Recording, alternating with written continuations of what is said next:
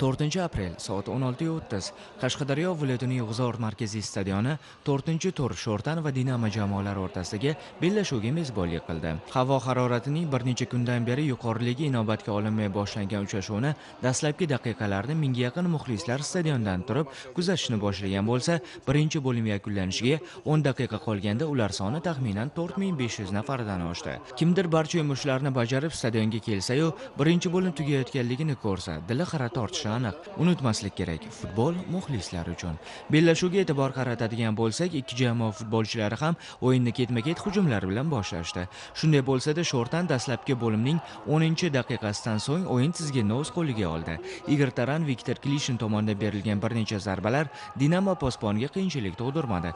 27-daqiqada mezbonlar tarkibida majburiy o'zgarish amalga oshirildi. Mirzakamol Kamolov o'rniga maydonda Jamol Otaqulov harakat qila boshladi. Bu o'zgarish Sho'rtan o'yiniga ijobiy ta'sir o'tkazdi. 40-daqiqada Jamol Otaqulovning ajoyib zarbasini Muhiddin Xudoyorov qiyinchilik bilan bartaraf etgan bo'lsa, 44-daqiqada Jamol Otaqulov, Viktor Klishin hamda Igor Taran tomonidan kombinatsiya orqali uyushtirilgan hujum ham samarali yakunlanmadi.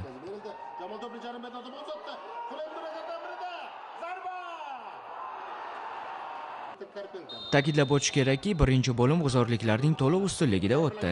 Dinamo jamoasining darvozaboni Muhiddin Xudoyorov samarqandliklarni ko'pgina vaziyatlarda muqarrar gollardan asrab qoldi.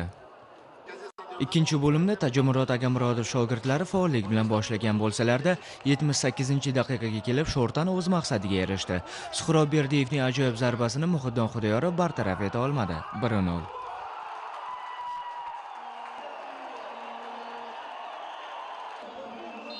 Gol kiritgandan so'ng Muxtor Qurbonov shogirdlari o'z omadlarini yana raqib jarima maydonchasida izlagan bo'lsalar, samarqandlik futbolchilar ko'proq qarshi hujumlarda mezbonlarni jazolashga urinib ko'rishdi. So'nggi daqiqalarda Dinamo futbolchilari Bunyod Isroilov, Islom Sharifovlar hisobni tenglashtirish uchun ajoyib imkoniyatlardan foydalana olmadi. Shunday qilib Sho'rtan o'z maydonida Samarqandning Dinamo jamoasini 1-0 hisobda mag'lub etib, muhim 3 ochkoni qo'lga kiritdi.